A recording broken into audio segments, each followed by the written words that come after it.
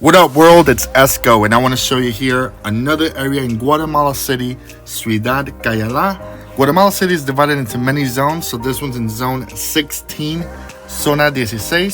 Again, Ciudad Cayala. It doesn't matter if you're coming with family, if you're coming by yourself. Put this in your bucket list. You will definitely enjoy. Take a day, no less, because there's so much to do in this area. You have delicious food, all types of restaurants from Italian, obviously Guatemala. I actually got a chance to go to Hacienda Real because I love steak. They have all types of cuts, fresh tortillas. Come to Hacienda Real if you love steaks. You won't be disappointed.